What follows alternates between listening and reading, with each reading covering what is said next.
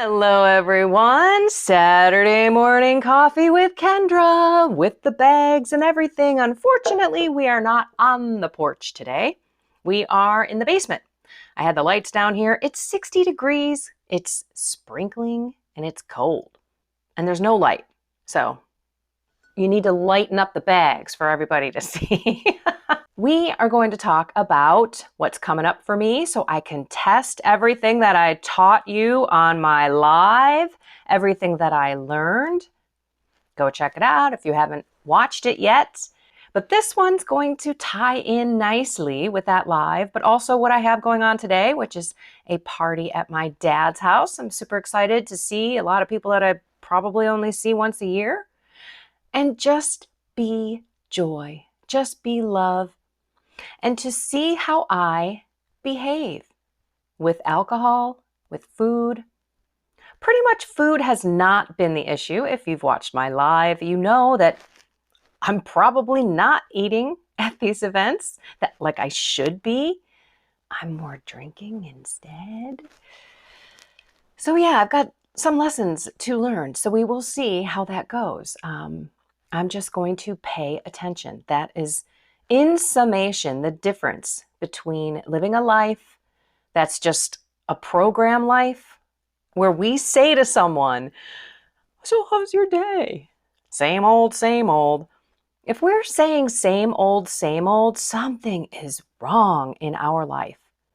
We are not paying any attention. We are not living in the Spirit and walking with God. We're not.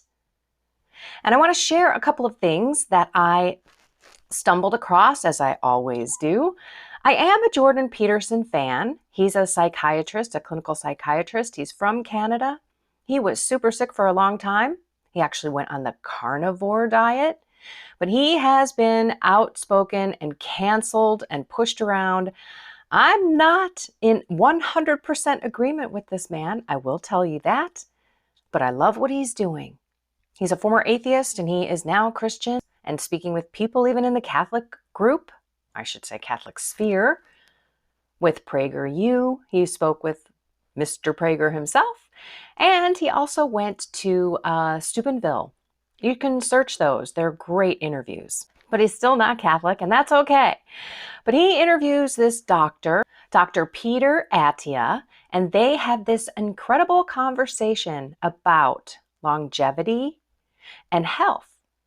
And they talk about exercise and they talk about diet and how it impacts our health.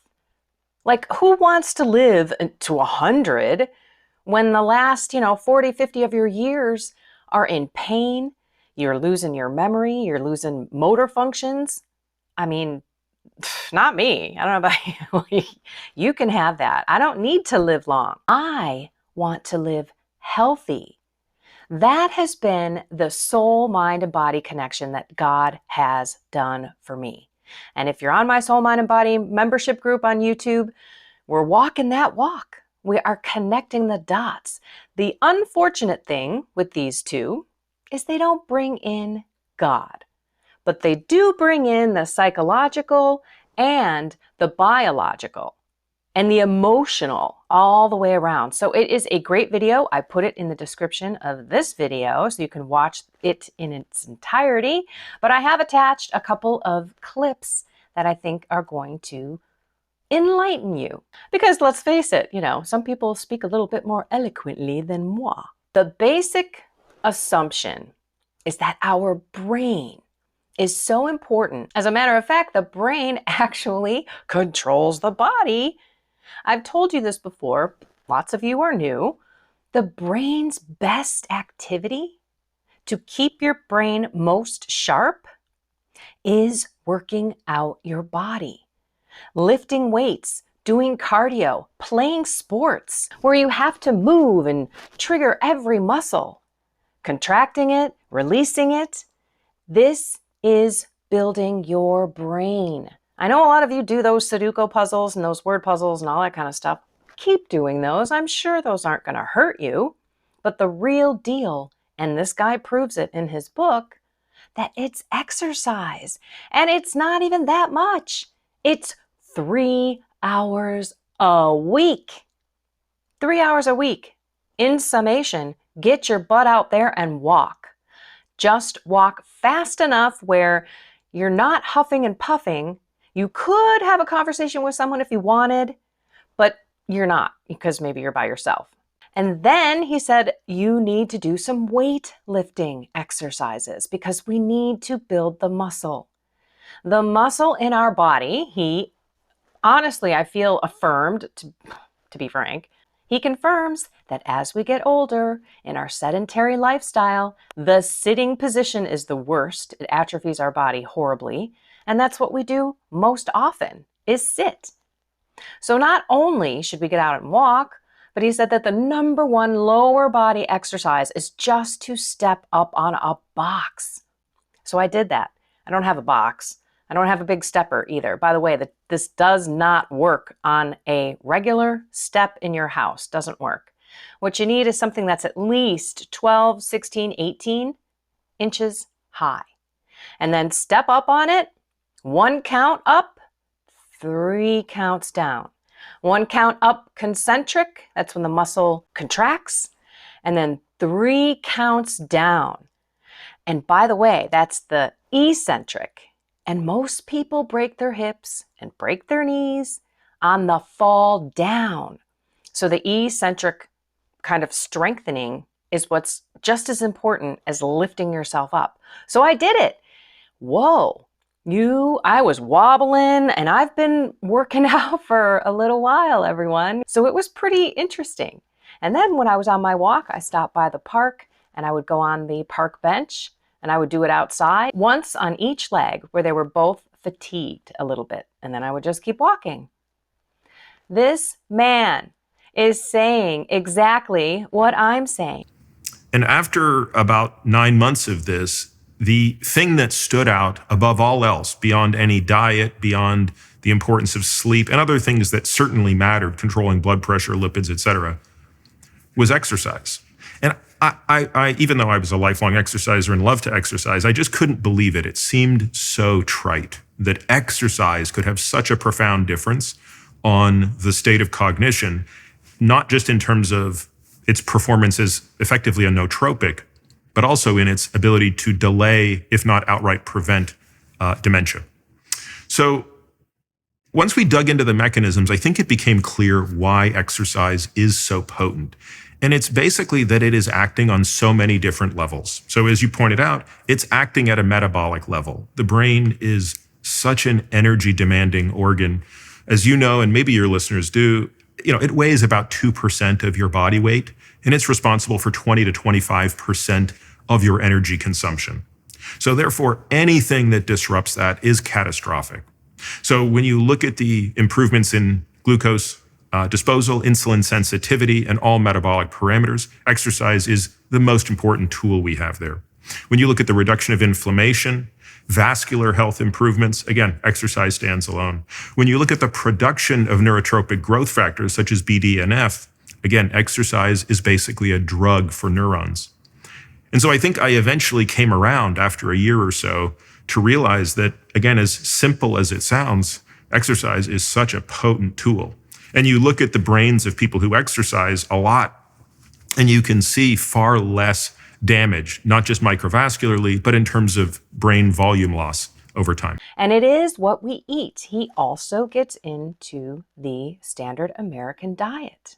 So the question is, where did the standard American diet come from?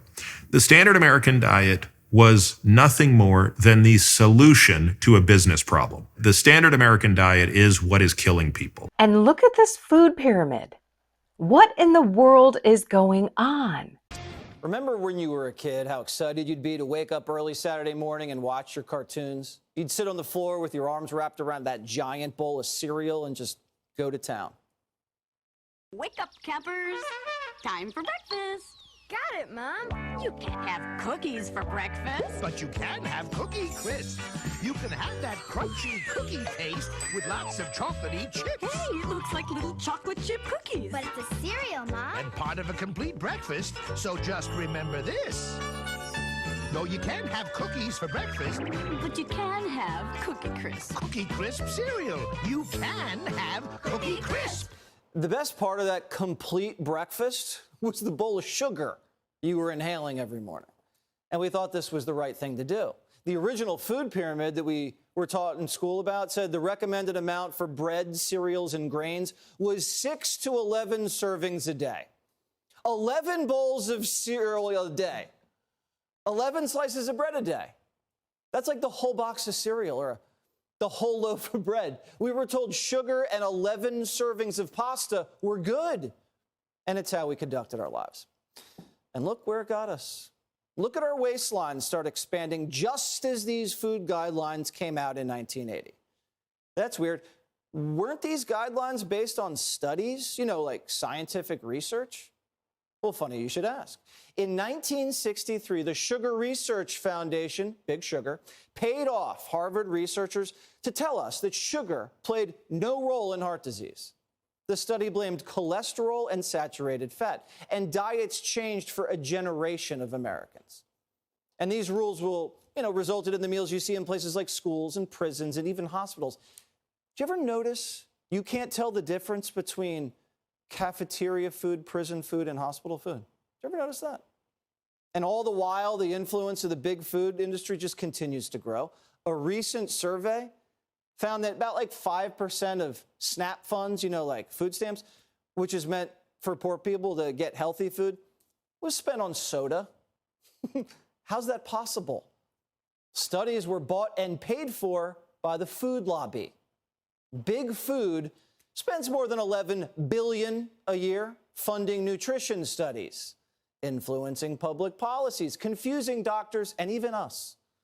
Recently, the NIH, Fauci's little outfit, told Tufts University to come up with a new food pyramid and touted it as the most comprehensive and science-based nutrient profiling system to date. We have to trust this, right? The NIH wouldn't lie to us. They've been so straight with us about everything, like the pandemic.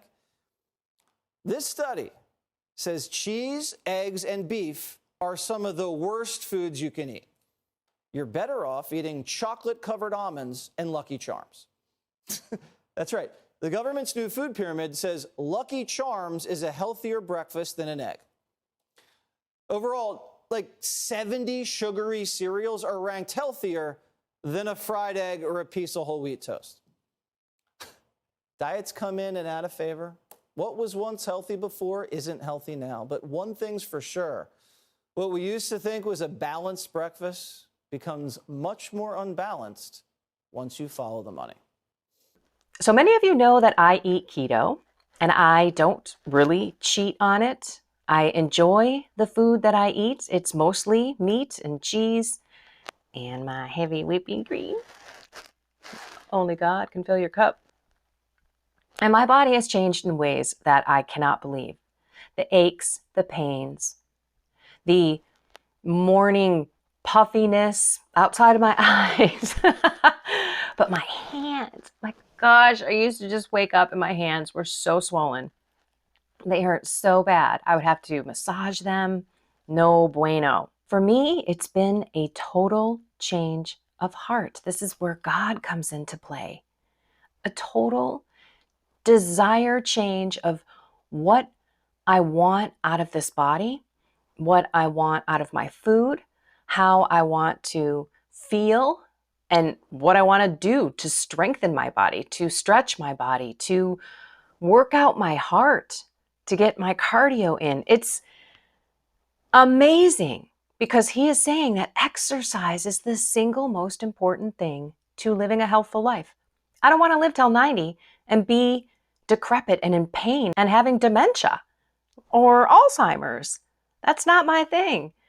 I want to have the best life I can and tie it to my why, which is being a child of God. So here is a clip about emotional help.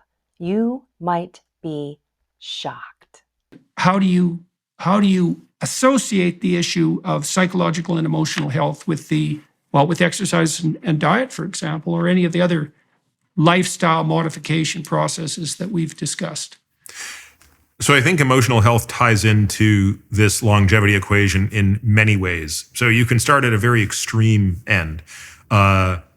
a low enough state of emotional health can be a direct threat to your life. So again, the most extreme example of that would be suicide. But if you walk back from suicide, we talk about parasuicide. We talk about all the different behaviors that people engage in that are slow suicides. I can't speak to what the statistics are in Canada, but in the United States, and I suspect you know these more than I do, Jordan, if we look at 3 categories of deaths of despair: suicide, overdose, and alcohol-related death, so cirrhosis, things like that.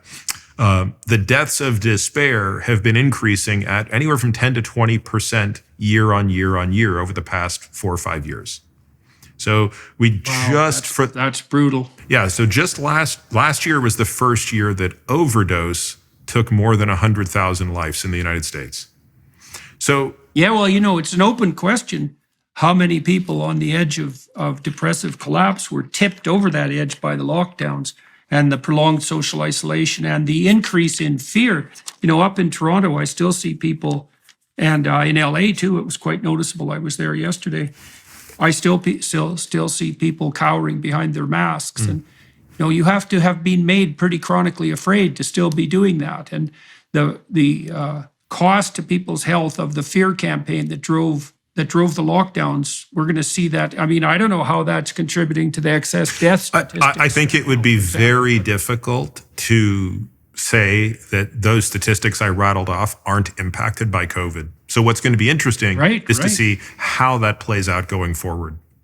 My point, of course, is that these deaths of despair are a very extreme example of how emotional health impacts longevity directly, right? Here, it's just truncating lifespan way too soon. In fact, overdose is now the leading cause of death in the United States for people aged 10 to 55. Wow. Oh, that's terrible. So what do you see on the prevention front there? Or do you have? Well, let's go even one layer further, because I'm sure there's someone listening to this who says, well, look, that's not me. I don't drink to excess. I would never touch an illicit drug, and I'm in no danger of killing myself. So that means emotional health is checked. And I would say, no, not really, because that's just the first layer. Let's go one layer deeper. I think the next layer is how many people, because of their relationship with themselves, are unable to self-care. If we're really going to be honest about it, how often do we engage in not what would rise to the level of quote unquote harmful behavior, but certainly things that are not in our best care? Eating a little bit too much, not exercising enough, not sleeping well, engaging in behaviors or failing to engage in healthy behaviors. Now, I see this constantly with patients where it's not that they don't know what to do. It's not that they don't know that they should exercise, but if you really push them, they have a negative relationship with themselves that is preventing them from taking care of themselves. And I would say that the impact on length of life there and quality of life is much bigger than the deaths of despair, but it's much harder to quantify. So then I'd go even one step further and say, okay, well, you're not in category 1, where you're an immediate threat to your life because of this your emotional health. And you're not even at the point where you're failing to take care of yourself. But now you maybe land where you're just not happy. Your relationships suck, right? You're a lousy father, you're a lousy husband, you're a lousy parent, any of these things. And you're basically living without a sense of why, right? You're not, as Esther Perel put it to me, what is the purpose of living longer if you're unhappy? And I think that that's probably the biggest circle. And that's, to me, one of the most interesting ones here. And again, for me personally, the one I wanted to explore the most in myself, which was how much of this obsession with longevity is about figuring out how to not die versus understanding how to live. So this is why we need God. We need a prayer life with God. We do need a plan. We do need to take some steps and incorporate some good behaviors in our life and make those good decisions. We don't have to overwhelm ourselves. So let's look at the body. Take a walk every day. Just being mobile all day. So keep moving. I go up and down my stairs, I can't tell you how many times, and I purposely leave things up there so that I can go back up the stairs, so that my total daily calorie expenditure and my body movement is not sedentary, that I am doing good for my body. It doesn't take a lot. Then look at your food. Look at that standard American diet. Are you still eating that? Watch the full video. It might shock you the sugars that are in your blood and how they are killing you. And of course, the soul. How many of you are not praying? Still kicking that can down the road? How many of you still don't see God in your life? You're not paying attention, not doing that 24-hour journey today. So I feel pretty validated with these two gentlemen, a clinical psychiatrist and a medical doctor, who come together. They forget the most important thing, which is God and our soul in terms of transformation, rising to our eyes what we need to work on. That's what God does. Maybe, just maybe, he's using this video to talk to you. So I kept this public for everyone because I really believe this is the answer. We need soul, mind, and body in order to be balanced and healthy and happy and living our best life right now. So get out there and move. Say a prayer for me so that I can be a really good witness. And I'm going to go run to confession because I did not do that on Wednesday as I promised myself I would. I need to cleanse my soul. Go to the sacraments, frequent them often. They will protect you. They will cleanse you. They will kick out all those evil spirits that are fighting you right now. You might just walk out of there and say, wow, look at me, I can actually pray. Oh, stranger things have happened. Okay, I love you all. I mean it. I mean it. I mean it. Find something more with God, soul, mind, and body. And have a blessed and inspired day. I